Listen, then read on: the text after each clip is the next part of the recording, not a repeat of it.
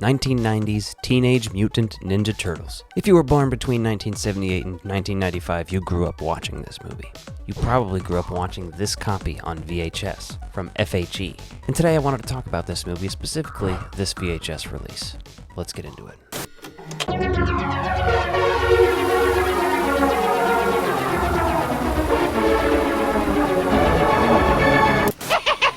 Welcome back to the Ecto-Violence channel. My name is Alec, and today we're talking about Teenage Mutant Ninja Turtles on VHS. Now I'm stoked. I grew up watching this movie on VHS.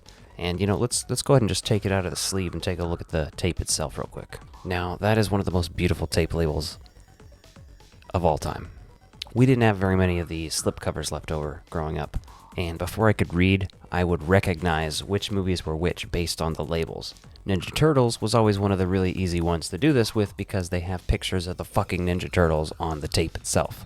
So when I was growing up, me and my brother shared a bedroom. We had a little tiny dial TV, and eventually, when I was maybe 6, we upgraded to a basement bedroom because we still had to share it.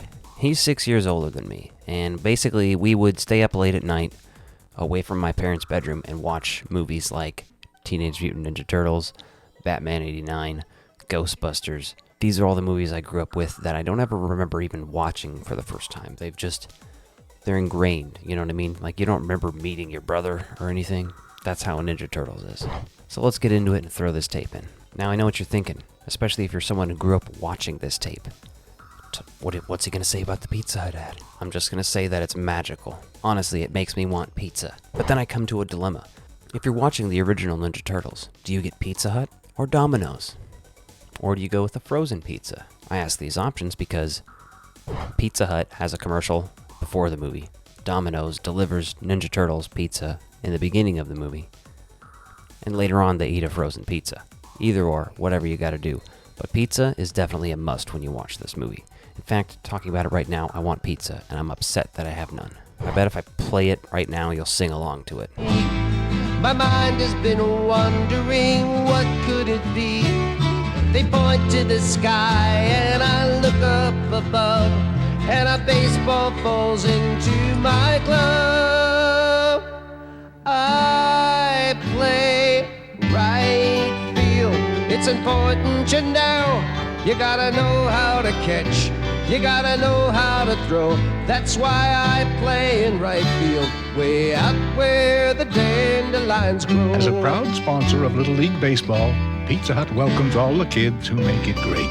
Making it great. What I think is funny about it is it's not a particularly awesome commercial looking back. It's just very iconic. I think it might be the most iconic ad on a VHS before any movie. I think it's more iconic than the Batman Diet Coke ad. So as the movie opens up, we are greeted to views and shots of New York City, and April is doing a news report over all of this, accompanied by one of the sickest scores for a movie of all time. I do think that April's news report is a great way to open the movie. It's a great way to give context to some of what's going on already in the story. And watching this, I'm realizing that this is one of those movies, you know, every sound, every little music cue is burned into my skull. I hear a line and my brain is waiting for the next sound effect that cues up afterwards, you know what I mean? Instead of getting better, things have actually gotten worse. You have the first appearance of the Ninja Turtles where they save April from those guys who are trying to mug her. Not a real appearance.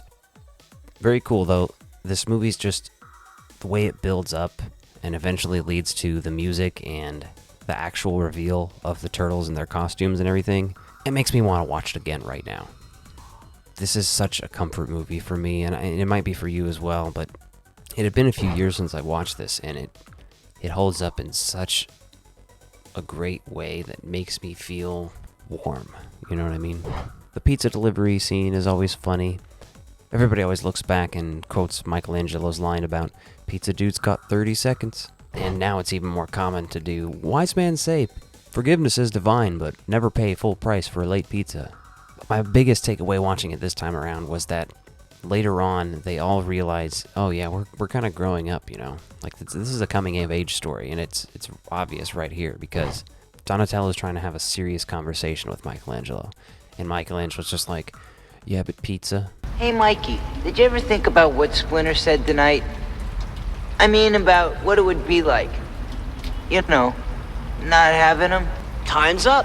$3 off. Raphael goes to the movies to see Critters, which, let's face it, is awesome. Where did they come up with this stuff? I've actually been to this area of Central Park where they shot this because it's very close to where Dana Barrett lives in Ghostbusters. Whoa. Whoa. Obviously, the introduction of Casey Jones, Elias Koteas, he's great in this. And if you haven't seen Crash, the 1996, I believe, movie from David Cronenberg, you can see Elias Koteas and James Spader bang each other in a car. Who doesn't want to see that?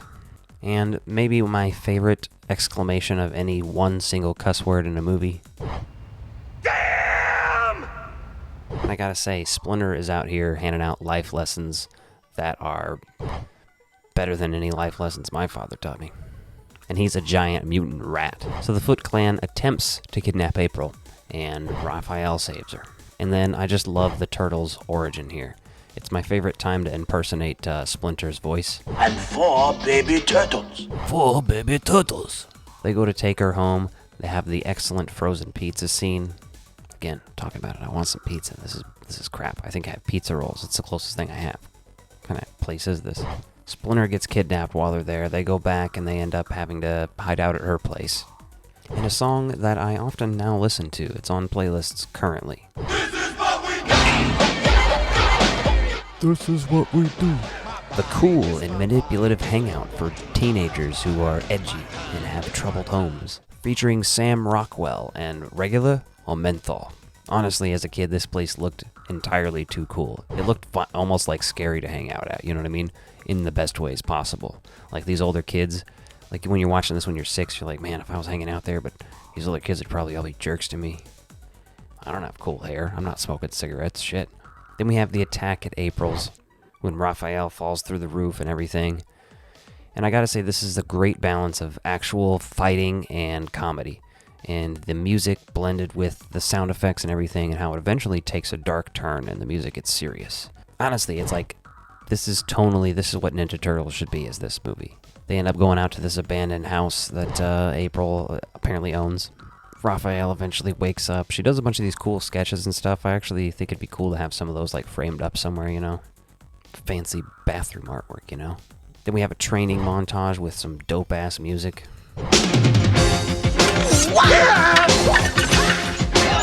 I always really liked the chopping the veggies with a sword scene, the turtle wax joke.